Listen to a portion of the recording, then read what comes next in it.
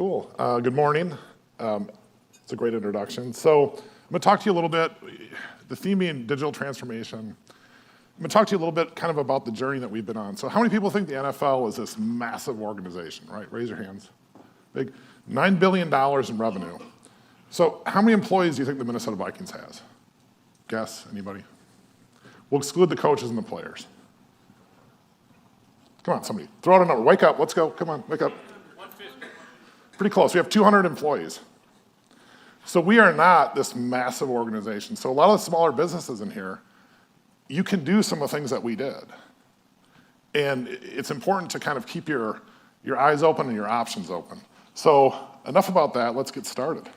So an introduction, I'm Paul, hi. And it's actually my 18th season. I know I said 17, but it's all right. Maybe one didn't count, so we'll do that. So we do primarily build applications for scouting, player management, salary cap, NFL draft, and game planning. So those are the applications that we build.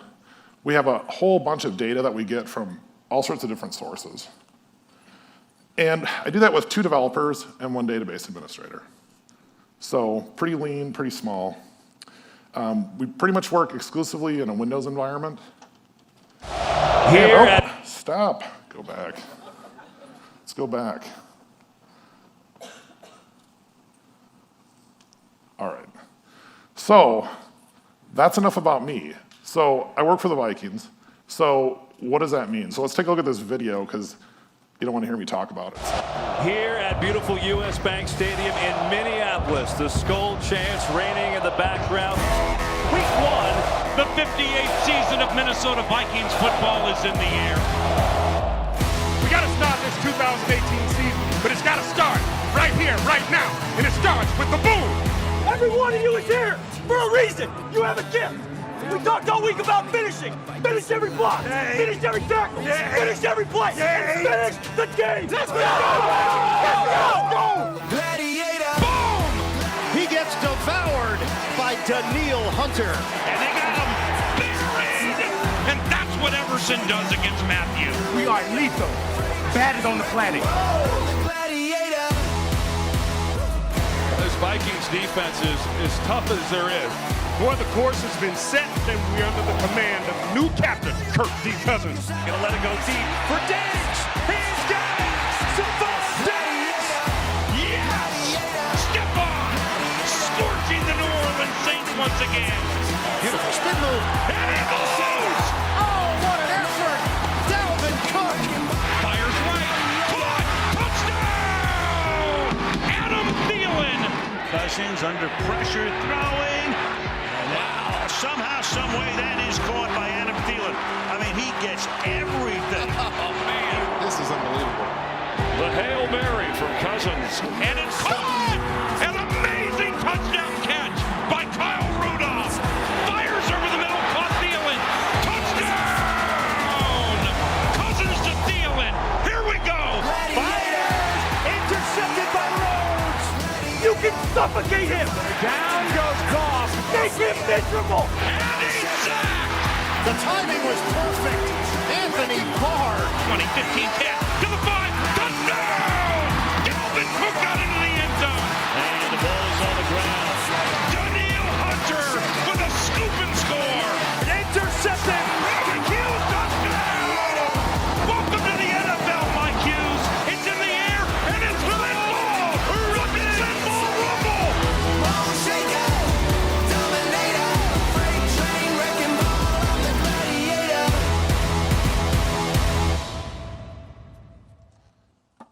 Yeah, all right, that's pretty cool. So that's a little bit about the Vikings and what we do. So you guys see that all on, on TV, Sundays, Mondays, Thursdays, sometimes Saturdays, kind of all over the board, or you listen to it on the radio, or maybe you watch the Packers, and I'm sorry. So that's fine. So the NFL is a really large organization. Sports in general are really being reshaped by technology. So I kind of want to talk a little bit about where we were. So I started in 2002, and we had I'm in we call it football technology or football information systems, and that didn't exist. So when I started, we did all of our scouting reports were handwritten, 2-part carbonless forms. Scouts wrote it out, put it in an envelope, and mailed it to us. And we had somebody who photocopied it and filed them in 3-ring binders. We put together our draft board with little magnetic strips, and somebody wrote the names with the marker. And today, we do everything electronically. I'll show you a little bit later. We have a giant video wall that we use in our draft room. We have a completely electronic draft system. So we're able to take all this information and put it out in a way that's like useful. Because that's the most important thing, is we get so much data, so much information, statistics, player participation. Where was the player on the field? How fast did they run? How far did they run? And it's not useful if all you have is just all this data. You have to make it useful. So how do we do that? And let's grab the right remote. Cool, all right. So a couple things. We moved into our new training facility, Twin Cities Orthopedics Performance Center, about 2 years ago. So as we were doing that, we had a couple major projects that we wanted to do. One of them, if anybody wants to know how not to run an IT project, come talk to me. I have a great example of this. So we wanted to do 2 things. We wanted to take our video that our scouts watch, and we get all the NFL games, plus we get about 1,800 college football games every year. So we have to deliver that to our scouts. Our pro scouts are here. Our college scouts travel all over the country. So how do we do that? Well, everybody here watches Netflix, Amazon, streaming, right? So we wanted to take our video and we wanted to make it available to everybody in the cloud, right? Super simple. But we need to do it in a way that made sense. So we built this search engine that uses all these different stats, all these different data points. So now a scout can go in and say, I want to see every running play in the 3rd quarter, outdoors, in snow, with a west wind that went for over 10 yards. And they can do that. So we can really simplify what they're doing and what they're looking at. And the other thing is they can access it from anywhere, anytime. They used to have to call us and ask us for video. We'd have to send it to them. It was great. And then the next thing is we had this draft board and video wall. And this is the project that I said was run kind of the way you don't want to do it. So we had this idea that we wanted to build this video wall, right? Well, the video wall had to go inside our new facility, which wasn't built yet. So we're going to open our facility in April. We're going to have our draft meetings in April. And we're going to have the draft 2 weeks after the building opens. And oh, by the way, we're going to install this like video wall. And oh, by the way, you have to have all the software done. So that was, it was kind of an interesting year. But the idea was to replace all these magnet boards that we had. And then to be able to have better access to kind of the detailed player information that we need to make decisions. And it also allowed us to display kind of some richer and deeper analytical information. So analytics used to live in a spreadsheet or a piece of paper, and somebody had a report, they sat in the back of the room, and what does analytics say about this guy?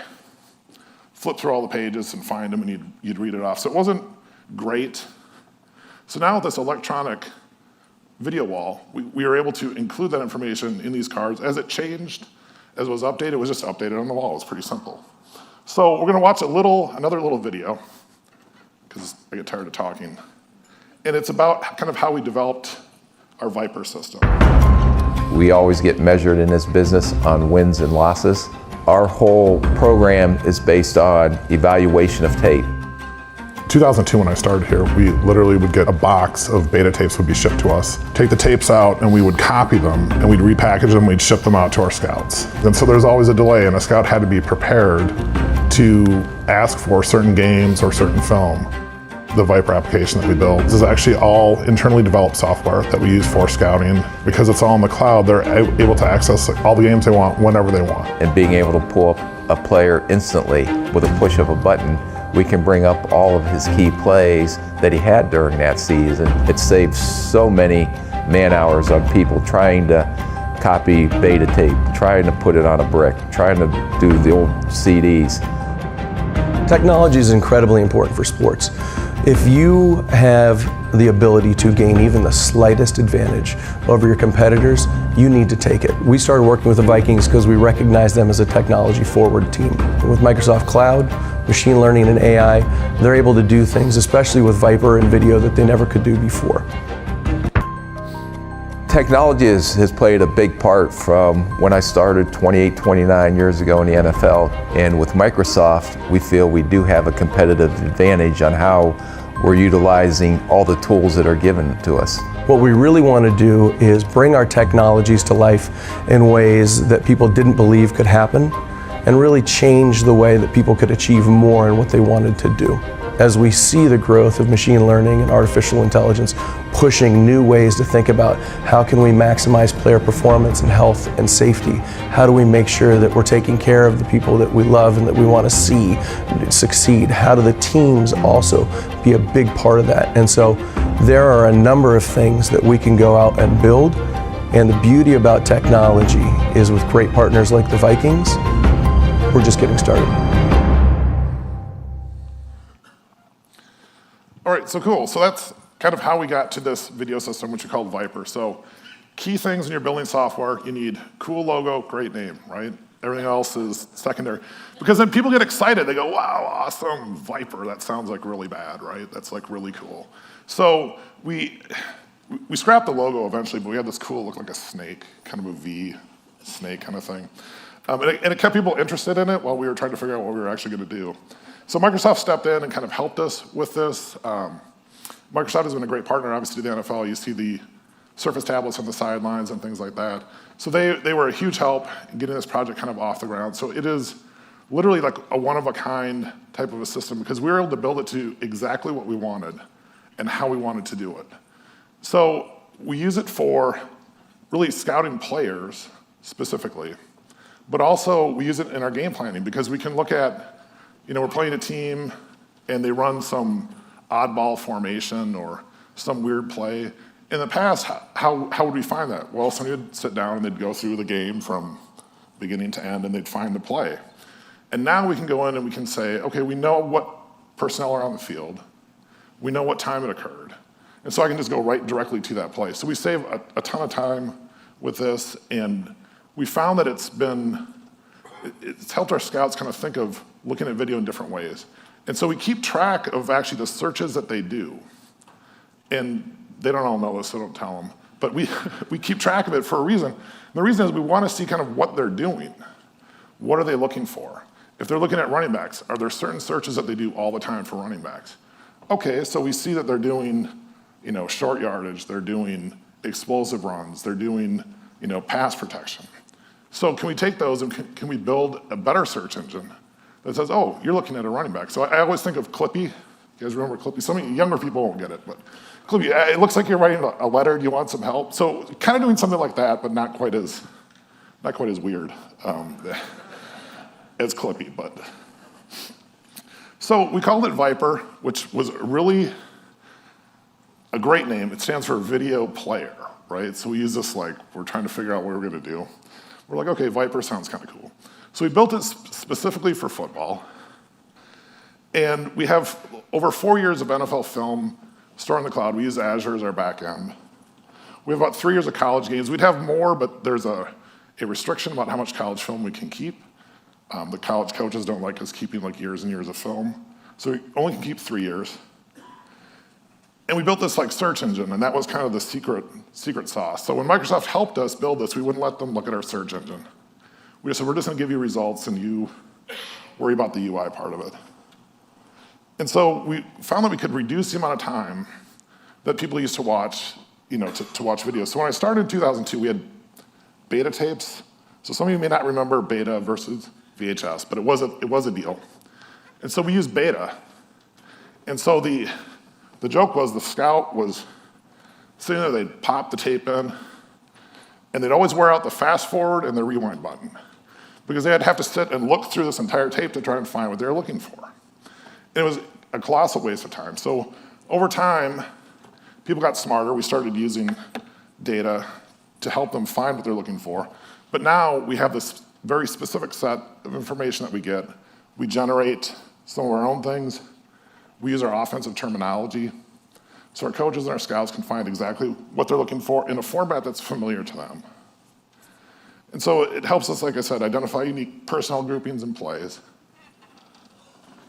And they can watch more film. I mean, that's what we pay them to do, is watch film. We don't pay them to go find tapes and put tapes in machines and things like that. We pay them to watch film and make decisions. So it's a universal Windows platform application with an Azure backend. So we're gonna actually take a look at this really quick, and I'm gonna apologize to the Packer fans. I'm gonna show you something that might offend you. All right, so yeah, we're up, there we are. Okay. So when the scout comes in, you can see, we have recently watched recent players, they've looked at recent teams. So I've already saved a search down here. We're gonna call it Cook Explosive. So we'll go to one of my favorite plays. So let's pause this here. So an explosive play in football is really anything over about 10 yards. This is a 75-yard touchdown run, okay? And, but what I did is I went in and I said, show me every play where the net result was a 30-yard or more gain. So this is really just the big plays that he had. And so the search actually only takes like a matter of seconds. So you have to remember the video is stored in the cloud, right? Not a big deal. We stream Netflix all the time. Have you ever tried to rewind Netflix? How does that work? Not very good, right? Kind of skips back. So have you guys watched this? So here we go. Oops, see you later.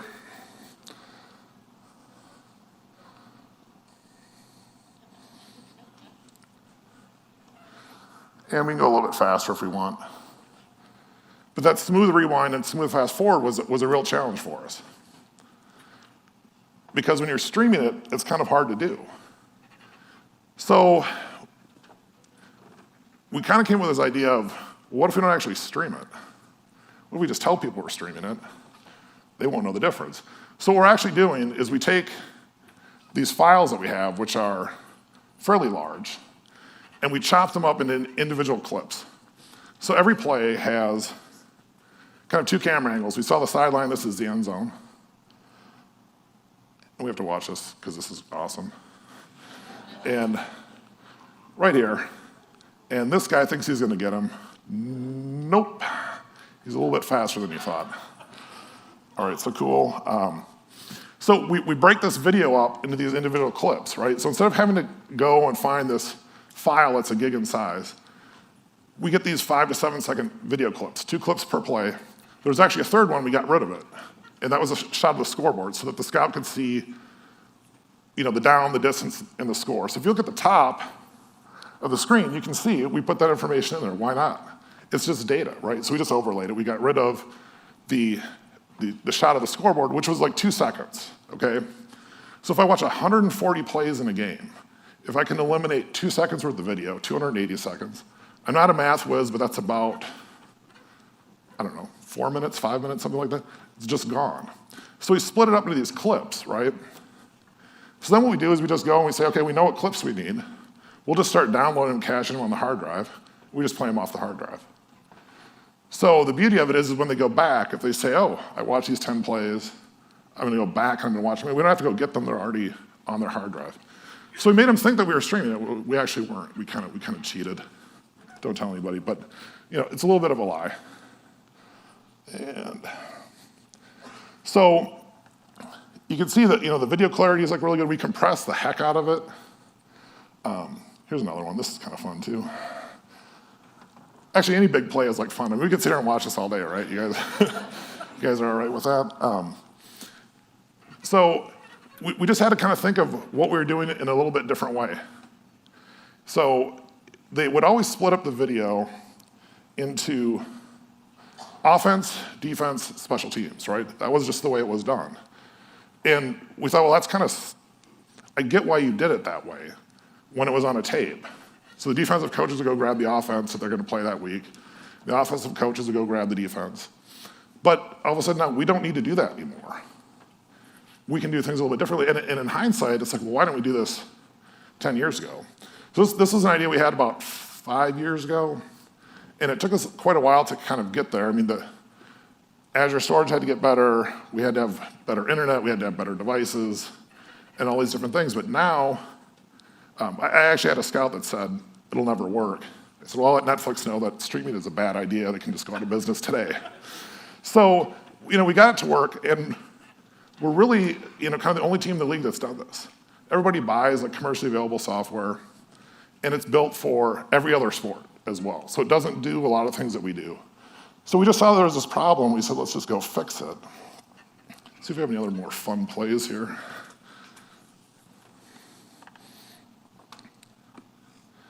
So you can see from here, I run this search and it just spits back. Here's, all the plays that he has. It tells me like what game, what time, play description. So this is all data that's entered by the NFL. So we just match that to the time in the video. So it's a pretty simple match that we do. Then we just have an application that goes in and actually divides the video up into individual clips, and we just upload them to the cloud. So pretty easy, pretty cool. Anybody have any questions about how we did this or why we did this? Yes? Quick question, I think I maybe just touched on it, but my mind immediately went, how do you get the data about every play into the system attached to the film, right? So I look at any of the data that we have across the organizations that we all are part of, and I think one of the big challenges is getting the data right so that your search matters, right? So yeah, absolutely. So it's a great question, because that is like probably the single biggest challenge that you'll have is you have all this data laying around, and how do you make it useful? And in this case, how do we take the data and match it to the film? So the NFL provides all these game statistics. So they actually have somebody that literally, kid you not, is literally typing the play descriptions. We get the down and distance from the scoreboard. So we get a lot of this information is just given to us. So it's really easy for us to match the play data to the actual video.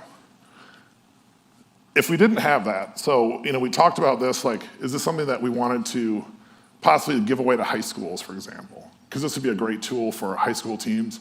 The NFL in general wants football to be successful, so we want to encourage youth football, high school football, college football.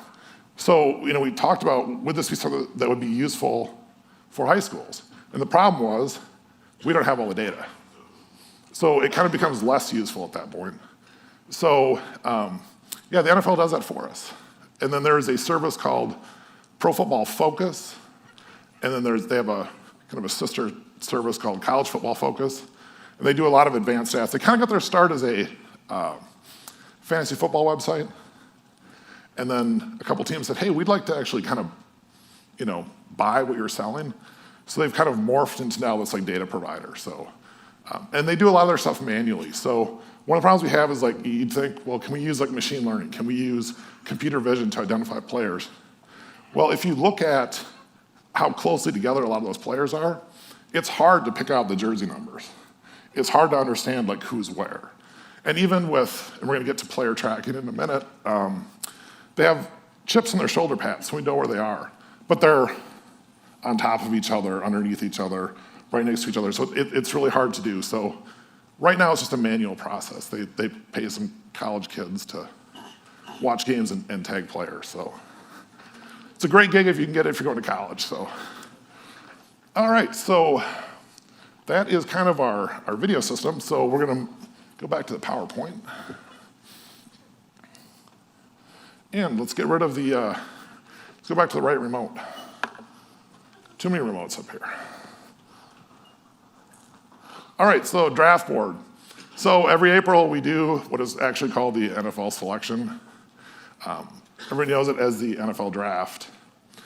So this is it right here. Little picture of it. It's actually hard to get it all into a photo, okay? And the reason is it's 40 feet wide and it's 10 feet high.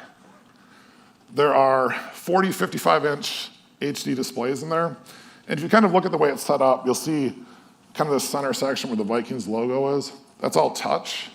So there's an infrared touch overlay that goes around that. So there are 24 screens in there. Anybody want to guess the pixel resolution of those 24 screens? Nobody? It's 11,520 pixels wide, 4,000 300 and something high. So it's pretty big. One of the problems with being so tall is it's touch, right? How do I'm pretty tall, right? But how do I touch the top of it? So we bought this like $6 extendable pointer with a felt tip off of Amazon. It was awesome. You know, it's a low-tech solution. We had talked about, do we get a stool? No, somebody's to like, you know, hit the screens with it. The screens are like $10,000 a piece, and no, we don't want to do that. So, you know, a little extendable pointer was what we came up with. So we completely replaced all of our magnet boards, and it eliminated a ton of busy work. So in years past, we would print out all these cards. So we use these magnetic card holders. They're like 1x6 magnetic card holders. And they had these little cardboard inserts that went into them. So we would print probably 1,000 of them. And then all of our scouts, we'd have tag tearing day. They'd sit in the draft room, they'd tear these cards apart. We'd insert them into these holders, and then we'd put them away. It was an all-day affair. And then we put stickers on for different analytics things. You know, if a guy's like injury prone, if he's got some, you know, possibly like DWI or drug arrest or something like that. So we put all these different stickers on there. It was all done by hand. And so we did it. Then we met, and we changed all the grades. So then guess what we did? Printed them again. And we put them up there. And then we decided, well, I think this guy needs to move down a little bit. So we're going to change his grade. And we do it again. So we were constantly printing and removing tags. And one year somebody bumped it and they all fell down. And so then we had to like put them back up. So a lot of wasted time. So we went to an electronic system. So one of the questions I got asked when I proposed this idea was, well, how do we get our money back? Well, you don't. You're just gonna write a big check, it's gonna be expensive, but it's gonna make us better. And so sometimes you get asked about, well, what's the return on investment? You're asking me to spend $1 million on a project. How do I get that money back? And sometimes you can't. I mean, the answer quite simply in this case was, we never will recover the money that we spend on this. There is not a dollar for dollar equivalent. I don't care how much time we spend, you know, how much money we save, how much labor hours we save, we're not gonna recover the money, but we're gonna be better. So that was kind of like this long pause as I was pitching this idea, and I thought, oh boy, it's gonna get shot down. And our owners went for it. They're actually great. They are very supportive of what we're trying to do. So we decided we're gonna install this video wall. So remember, we're gonna open our building in April. 2 days later, we're gonna have our draft meetings. A couple weeks after that, we're gonna have the NFL draft. And oh, by the way, the software doesn't exist yet. And oh, by the way, the wall doesn't exist, so you can't actually test what you think might work. So yeah, it was Rick Spielman, our general manager. I was talking to him, and I said, you know, Rick, I mean, this is like a recipe for disaster. Clean up what he said. He said, just make it work. I said, oh yeah, great, thanks, bud, appreciate that. So what we did is we decided we can kind of fake the wall, right? So it's this huge wall, but we're only gonna worry about the center touchscreen section, right? So there's 24 screens in there. Every group of 4 is really a 4K monitor. So we bought 6 4K monitors, I hung them on the wall in my office, and we said, oh, there's our wall. So let's go write some software. Okay, so we did that. Guys came in, they installed everything, and it didn't work. We had screens that were broken in shipment. We had problems getting the computer to communicate through the video wall controller. It's a construction project, so guess what? Your power's not run yet. We don't have your speakers wired. I'm like, oh, this is like awesome. So in February, I kind of moved into a building half under construction, worked in the hard hat. If you ever have to code in the hard hat, don't. So it was kind of fun. Not really, actually, it sucked. So you know, we're building this thing, and we finally get everything up and running, and it works. And so now I have to train Rick Spielman, our general manager, on how to use it. So that took a little bit longer than I thought. Rick's a great guy, but so and there we went, and now we're off and running, and And believe me, like during the draft, it was probably the most nervous I've ever been. Because I'm sitting there, the owners are in there, we have no backup plan. Like, if this didn't work, if we didn't get the wall installed, if we didn't get all these things done, I'm like, what are we gonna do? I mean, we're done in our old building. We have no place to set up all the magnets in our new building, so I'm like, this just has to work. So we kind of did the burn the boats, get to the new world, smash up the boats, and we're not going back. So we did that, and one of the things that we found is that we were able to take, if you remember I mentioned analytics and spreadsheets and reports, and that was always kind of top secret. Don't tell anybody, but our scouts are really not good on this guy. Analytics says he's a lot better, right? So created frustration because the scouts didn't really see what analytics was saying. And so with this wall, we were able to take the analytics information and actually put it kind of front and center. So all these cards, as you will, these electronic representations now have color codes on them, explanations as to what that means.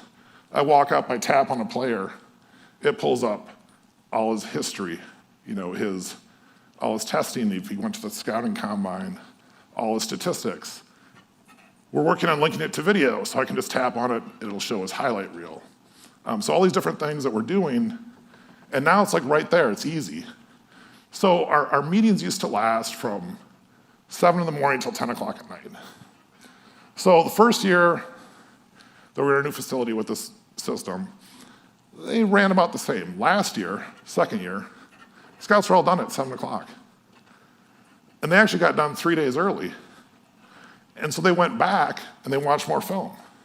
They tweaked some grades, and so they found that, hey, if we don't have to spend 2 days or 3 days out of 3 weeks tearing cards, sliding them in, putting stickers on, taking stickers off, doing all that stuff, they can actually do, valuable work. So that's kind of the story of our draft board, and we're one of the first teams to do this. So the Dallas Cowboys did something similar. One of the questions I was asked when I was pitching this was, will this be bigger than the Cowboys? Yes. Okay, good. So we've had a lot of different teams come in. The Jaguars were in, came and took a look at it. The New York Yankees stopped by, I don't know, about 2 months ago. Boo. And we've had our local teams come in, the Wild, Timberwolves, Twins, to take a look at it. Because it was something that was different. It was kind of it was actually kind of an awesome experience. That people actually be interested in what I do, because normally when I say IT, what happens? People's, they glaze over and not interested. So it was kind of a cool experience for me. And then we built all this ourselves. We didn't buy it from anybody. We didn't contract it out. We literally just sat down and did it ourselves. And that was an awesome experience. Because there's nothing like doing something yourself and having it work and being like, dude, I own that. That's me. So that was cool. So we're gonna move on now. You guys wanna talk about analytics. So we're talking about something called player tracking, okay? So the NFL decided that we need to know who's on the field for every play. Did you know that we did not know that for a long time? And it was hard because a player might have an incentive in their contract. It says, hey, you're gonna get $1 million if you play half of your plays, half of your team's offensive snaps. We had no way of knowing that. So we literally had a coach who would go grab the beta tapes, put it in, take a piece of paper, and mark it all down. That was their job, right? So not a great way to do that, especially when you're talking big bucks. And believe me, if the player missed it by 1 or 2 plays, you had to go back and do it again. So it was a lot of wasted time. So the NFL said we need to figure out how to determine who's on the field for every play. So today, what players do is they wear RFID chips in their shoulder pads. There's also chips in the actual ball itself. So we can determine who's on the field for every given play. But not only that, we get location data about 10 times a second. So we can determine who's on the field, where they are on the field, how fast they run, how far they run, what direction they're facing, all these different things. So if you guys anybody watch NFL games? Anybody a fan? No? So you'll see these next gen stats. So if you watched our game against Kansas City, and I don't know, some guy ran for a long touchdown against us. But if you watch Tyreek Hill, comes out of nowhere and he catches up, right? Dude is fast. So they flashed up that he ran, I think, 22 miles an hour was his top speed during that play. So they determined that through these chips. So it's given us this incredible amount of information, right? I mean, we get literally 500,000 to over 1 million records per game. And it's literally X, Y, X, Y, X, Y, and player IDs. So what do we do with that? Oh, we also can determine their acceleration, deceleration. And this is where the next gen stats come from. So we can use it to manage their workloads, right? So we can determine how much a player ran in a game. We also use this during practice. So now we can look at a guy for an entire week. How far did he run? How much energy did he exert? How many calories did he burn? We want players to play at a certain weight. So guess what? You burned this many calories, you have to eat this many calories. I wish I was on that plan, because I guess we get paid to work out, So we can use all that information, but it's a lot. I mean, it's a lot of information, it's a lot of data. So the NFL had this great idea. They said, hey, we'll give you this summary, this kind of roll-up, we'll tell you how fast Tyreek Hill ran on that particular play, and we're like, we don't really care. It's not important to us. We know he's fast, right? We know he's fast. He showed us he's fast, we can see that he's fast. It doesn't really matter if he ran 21 miles an hour, if he ran 22 miles an hour, dude is fast, right? Okay, he's like scary fast.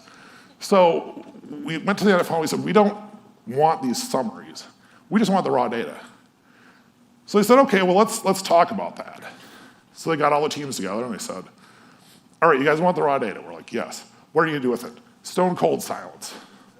We're not telling you. What do you mean you're not telling us? Well, we don't want to tell you because we don't want the other 31 teams in this room to know what we're gonna do. So there was this kind of like aha moment from the NFL where they said, oh, you guys might actually use this for something. We're like, yes, we are, and no, we're not gonna tell you, and we're not gonna share. So they said, okay, we'll let you have it. So one of the things that we can do is, so when we play a team, our scout team goes out and pretends to be the opposition, right? So again, in the old days, we'd have an assistant coach whose job was to watch the film, take a piece of paper, draw the routes, draw the blocking scheme, and then they'd go out to practice, they'd hold up a card, the scout team would look at it and go, yeah, okay, I think we can do that. And they'd line up and they'd pretend to be the other team.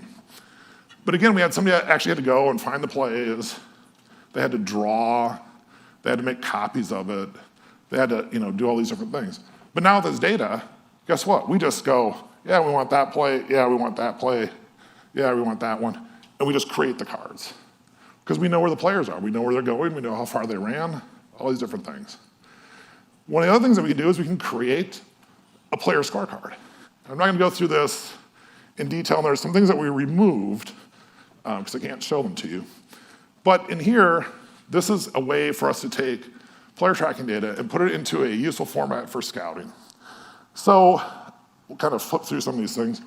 So we can see in here, this is Stephon Diggs from 2017. So we can look at his average yards per route. How far is each route that he runs? What's his average separation from a defender? And what's his catch rate? So every time we throw him the ball, what percentage does he actually catch it? Assuming it's a catchable pass. We can take and we can look at his, what we call like a route tree. So it shows the different routes that he runs and the percentage of those routes that he actually does. So you can see, is he a speed receiver? Well, he runs a lot of deep routes. Or is he a possession receiver where you would see more shorter routes in the middle, things like that. We can look at his acceleration when he's targeted for passes and it's not press coverage, meaning that the cornerback is playing back off the line. And then we can look at when he's given a bigger cushion. So these are all things that we can determine. You used to have to do this manually, right? So all of a sudden it's like we can do this very quickly, very easily. And then we can compare him. So in this case, we're comparing him to 2017 receivers that were on the Seattle Seahawks. So looking at the total distance that he runs per game, the average high speed distance, meaning that they are running close to their max speed. What their max, what percentage are they running their max acceleration? So are they kind of loafing off the line? Or are they running to get open? We can look at the number of snaps that they play, because very few players play 100% of their snaps, right? Quarterback's an exception. Running backs come in and out. Offensive lineman's an exception.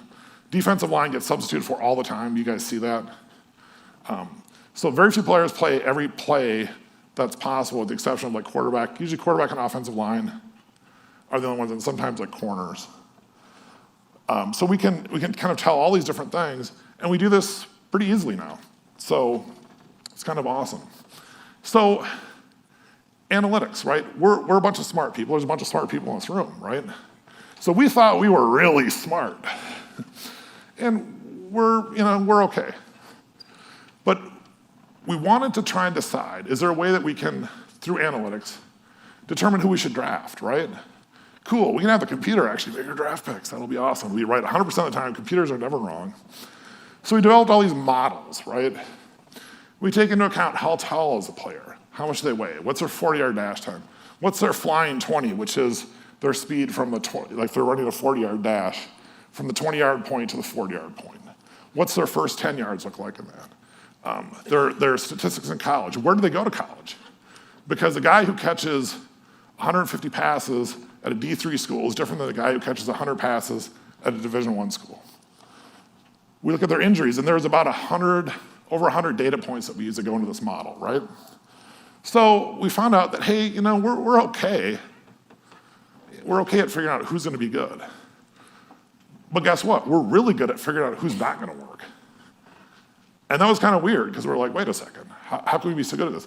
And what we found is that as you get further and further down the draft, and players of, I don't want to say they're bad, less skill, it becomes easier and easier to weed them out.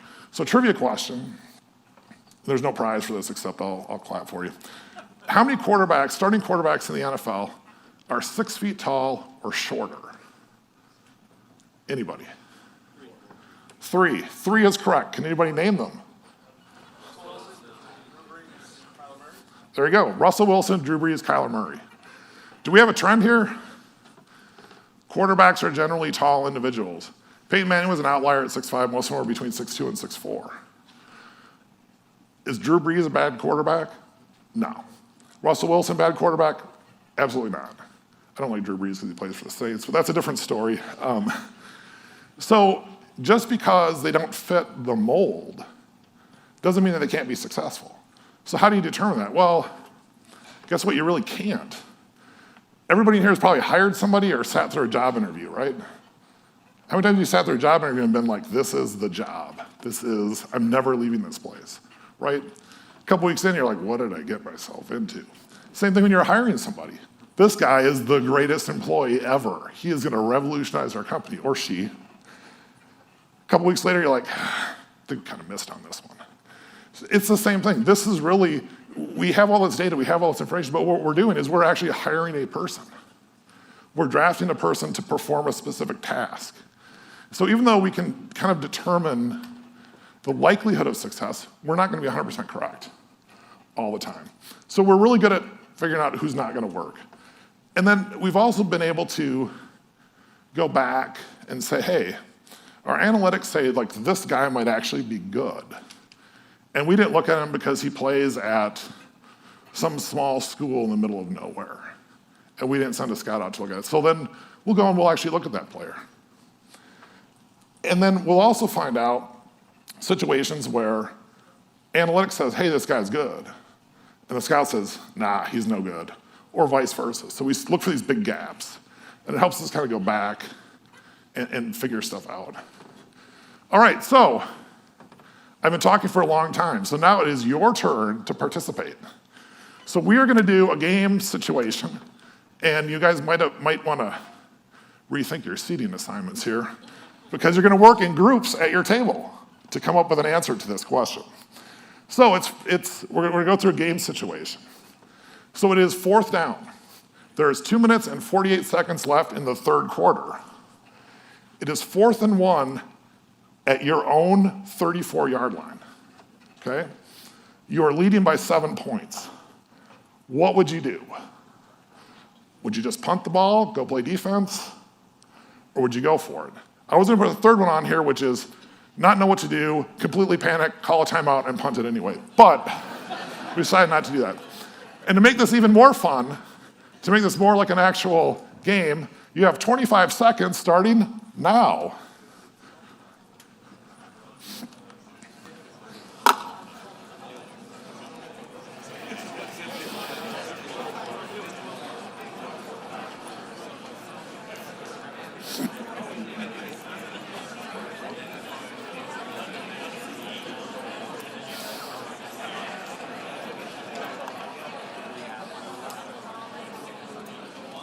All right, time's up. So we'll just do a show of hands. Who's gonna just punt the ball, right? Who's gonna punt the ball? Wow, that's not as many as I thought. Who's gonna go for it? All right, awesome. So what if I told you that neither answer is right? Weird, okay? Neither answer is right. So out of the people that said punt, anybody wanna throw out why you would punt the ball? Right. It's only the 3rd quarter, you're on your own 34-yard line, you're leading, right? Yeah, so people that said go for it, anybody want to throw out a guess as to why you would do that? Nobody? Wow, come on. The only reason you do it would be it'd be an unexpected play, because most teams would put it away. All right, that is a fair explanation. So we're gonna go and we're gonna take a look at some video now. We're gonna show you this. So this actually happened. This is actually us. So we played Washington on a Thursday night game. It's 4th and 1. We're on our own 38-yard line, and we went for it. So here we go. We're gonna run the ever-famous quarterback sneak. Whoops. Didn't work out so well, right? So let's look at it again from this end. Don't make it, right? Okay, not good. But now let's watch what happens. So we just turned the ball over, right? So let's watch what happens. So here's Washington's next play. So here they come. Our buddy, former really good Viking player, Adrian Peterson, runs the ball, gets like 4 yards. And we'll kind of skip through some of this. All right, so he runs the ball. So here is the second play, right? So it's now 2nd and 6. They're on our 30. Drop back, they're gonna throw the ball. Whoops, picked it off, right? Okay, so we stopped them. So go back to our PowerPoint slides. Let's look at why we did this. All right, why did we go for it? So our current probability of winning that game, even though it is only the 3rd quarter, was 92.4%, okay? I won't get into all the math as to why we came up with that.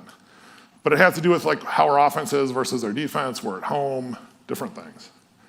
If we convert, it goes up to 95.8%. So we're virtually assured of winning the game. If we don't convert, it falls to 87.4%. If we punt, it only goes up 1.1%, okay? So punting's not a bad option. That's why there's really not a right or wrong answer to this. But Kirk Cousins, prior to this quarterback sneak, converts quarterback sneaks at 85% of the time since he came to Minnesota. Dalvin Cook converts all his 1-yard situations, meaning 2nd and 1, 3rd and 1, 4th and 1, at 88%, okay? Our defense is ranked 5th in scoring efficiency from the 34-yard line and in. Guess what? Washington's offense is 26th, okay? So we have an 85+% chance of converting based on historical information that we have. And even if we don't convert, guess what? We're putting our defense 5th in the league against their offense 26th in the league. So we're putting a strength of ours against a weakness of theirs. So punting the ball is safe, right? Nobody's gonna criticize you. If you guys watched our Kansas City game, I think one of the announcers mentioned us going for it. Yeah, he won't ever do that again. Well, it's a question of, how aggressive do you want to be? Do you want to win the game? Do you want to coach to win the game? Or do you want to coach to not get criticized in the media? But here's the problem with that, okay? Is that if he punts and Washington goes down and scores, what's the first question that somebody's gonna ask? Why didn't you go for it? You should have gone for that. It's 1 yard. So if you go for it and you don't make it, you get criticized as well. So Los Angeles Chargers, Green Bay Packers. I don't know if anybody watched that game. There was a situation, so Los Angeles is beating the Packers pretty well. They go down, they kick a field goal. Green Bay's offsides. So the question became, do they take the 3 points, decline the penalty, or do they accept the penalty and have 4th and 1 on the Green Bay 1, right, 1 yard? So of course the announcers say, you can never take points off the board. Why would you do that? You're up 2 scores. You're gonna win the game. So what did Los Angeles do? Ran their offense back out. Blew open a big hole, scored a touchdown, and essentially won the game at that point in time. That's why you do that. But getting coaches to be aggressive is sometimes hard to do. We go through and we look at every game, every opponent that we have, and we have a chart basically that says, hey, here's different situations where you should go for it. Here's where you should punt. Here's where you should go for 2. Here's where you shouldn't go for 2. It's not simple math all the time either. So a lot of times you do the math in your head and you say, well, if we go for 2, they'll only be down 3 points. But there are other reasons to go for 2. So, wow, look at that, 8 minutes left. So now you guys get to ask me some questions if you want. And I think we have some microphones running around. Anybody, microphones? Okay, so raise your hand. They'll come around to the mic, ask your questions. Pretty much anything. If I want to answer it, I'll tell you I want to answer it. No questions? I did that good? Oh, we got one right here. Just curious, are you just having people formulate the queries, or using some sort of business intelligence to pick out or data mining to find out different things? Because like I go with the Walmart and the beer and the diapers. Yep. And I mean, to find a query that you might not be thinking of. Yeah, so it's a great question. So the actual like data analytics part is not, so what I primarily do is I take the data analytics and I try and make it useful, right? So we have a couple guys that's all they do, is they formulate these queries, they take this information, and then I take what they provide, we actually try to make it useful for people to use. But it's a combination of like kind of expert knowledge, so kind of understanding like what kind of, what our scouts or our coaches are looking for, but then also being willing to, I guess, to experiment, try different things. But a lot of it's done like manually right now because there's not really the NFL has only got 32 teams, so there aren't a lot of companies like banging down our door saying, hey, we want to, write all the software, do something for you, because there's not a big market for it. Most teams would say no, you might get 3 or 4, so it becomes a difficult sales proposition. So we do a lot of it just on our own by hand. I was just curious, as far as machine learning, have you guys looked into that? Do you guys use it? Do you have any future plans for it? Yes, and yes. So we have looked at it. We have not actually embarked on that journey yet, but yeah, we do have some thoughts around it. Maybe not necessarily so much with the football side. The NFL has a prohibition on using technology during the games. Which is kind of odd because you see the Surface tablets on the sidelines. The NFL actually owns those, and we can't install software on them, we can't do anything with them. They're really just used to look at photos. They used to be printed on paper. So machine learning during a game situation probably can't happen, but yes, we can use it to do things like help our coaches make decisions. So like this 4th down call, if you guys watched that game, there was no hesitation. We knew what we were gonna do. We decided that on 3rd down. As soon as the ref put the ball down, that decision had already been made. But yes, there may be ways for us to use artificial intelligence, machine learning, things like that to better come up with scenarios or solutions and kind of coach our coaches on things that they may not think of. Because a lot of times we kind of get siloed in our thoughts. Like I've always learned how to do it this way. So hopefully that answered your question. Yes? I'm unclear, but in this example of hunting, is that program available during the actual game, and can the coach go by the decision, or is this all just an exercise afterwards? So we actually have a chart. It's a printed chart that they look at. And so up in the booth, one of the coaches up in the booth they'll talk about it usually on 3rd down. So So the coach to quarterback communication shuts off at 15 seconds. So once the play is called in for third down, then that discussion takes place about what happens if we don't make it. What are we gonna do? Are we gonna punt? Are we not gonna punt? And it'll be like, hey, the chart says we should go for it, okay? So if it's 4th and 1, we should go for it. And then obviously the head coach and the offensive coordinator have final say. So they can say, no, we're not gonna do that. We're just gonna punt. And sometimes they'll go against what the chart says, right? And that's fine. That's why we pay them a lot of money to make those decisions. So there's not actually a program, it's actually literally a piece of paper. It's really old school, but we do what we have to, right? You talked about it a little bit. Can you talk a little deeper about how you use technology to identify talent? I understand the combine pushes a bunch of data at you. Yep. What other variables do you evaluate to know, to your example, a D3 kid is better than a D1 kid on the fly? Right. So we look at a ton of stuff. The most common things that you see are 40-yard dash, how many bench press repetitions at 225 pounds can they do? We look at their height, their weight. But these guys are getting really good at like faking some of that stuff. They literally, you'll see them like drink like 2 gallons of water and hop on the scale, right? So that they can get their weight up a couple of pounds, and then they get rid of the water and then they go run, because we try and correlate speed and weight together. So they have to go together. But we do a lot of things like interviews. We'll sit down, we'll actually talk to the athlete, we'll ask them questions, and then we'll formulate an opinion about, maybe there's something in their background that we're not completely comfortable with. Or we try and figure out, can they understand, we have something called football intelligence. So somebody might take an intelligence test and not do really well, right? And it could be for a lot of reasons. They might be a horrible test taker. We probably have a few of those in here. There are people that sometimes struggle with English, is a second language for them. And this is an English test, right? It's not an English test, it's an intelligence test that's written in English. They might struggle with that. They might be dyslexic. They might have difficulty processing. So the intelligence test isn't the only thing. We literally will say, hey, we'll show them a play in video and say, show us what you were supposed to do. What were your responsibilities? And they diagram the play, right? So that shows us that they're able to process information, football information, that would be useful for them to be, as an athlete, right? So that's one thing that we do that's a little bit different than an actual measurement. We do a lot of measurements, but they're not always 100% accurate. It doesn't tell you if the person's gonna be successful or not. Come on. Yes? So I've got a question about your draft board. Obviously, this is all about results.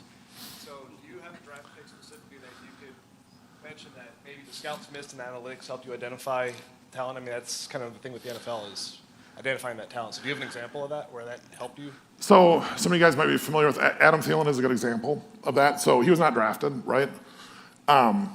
We actually brought him in as a tryout, okay? So if you look at his measurements and his statistics in college, I mean, he was not slow, right? And that's usually, for a wide receiver, that's usually the biggest thing is, they're not very fast, right? Caught a lot of balls, ran really well. Nobody was interested in him. And including, our analytics at the time weren't as front and center as they are now, but they said, hey, this is something that we should bring in. We should bring him in, we'll bring him in as a tryout, okay? And obviously he stuck around, and I think it's worked out really well for him. So, I mean, he's doing all right. But, I mean, there are tons of guys like that. Tom Brady was a 6th-round pick, right? So 32 teams, including the New England Patriots, passed on him multiple times, right? So it's an inexact science. So even if analytics comes up and says, hey, this guy's gonna be really good, it's not always like 100%, but Adam Thielen would be a guy that would be a good example of maybe something that wasn't drafted.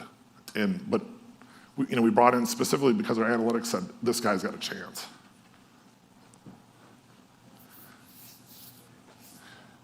Nobody else, really? Wow, you guys are letting me off easy. I got a question. Yes. I know you said you use Azure, but I'm kind of interested in what programming platform you're using and what database backend you're using as well. So we use SQL Server as our database backend, and we're a good old Visual Studio, C#. We primarily we're kind of migrating more towards the Universal Windows applications. We do have some web-based things as well, and we actually have I think 2 apps that are Visual Basic and Windows Forms, believe it or not. So that'll take you back a little bit. With only a couple of people, sometimes it's hard for us to go back. Like if an application works, it's hard for us to go back and say and justify the time and effort to quote modernize it. If it works well, and it's doing what we want, a lot of times we'll leave it in place until we have kind of a pause or a time to go ahead and upgrade or modernize it. What's the future look like? Oh, well, hopefully I'll be in Miami in February. Yeah, I mean, it's great. I mean, there's, interest in the NFL is really high right now. One of the things that we struggle with is actually getting people to come to our games. I mean, everybody loves watching on TV, right? I do as well. So trying to figure out ways to engage our fans, bring them into the stadium is a little bit of a challenge. And then also looking at how people consume content. It's no longer really just about TV and radio, but it's streaming, it's on your phone. I mean, I have a daughter who's a senior in high school. If it's not on her phone, it's not real, right? Okay, so, we have to reach that younger demographic, so. All right, thanks a lot. Cut you off. That's all right.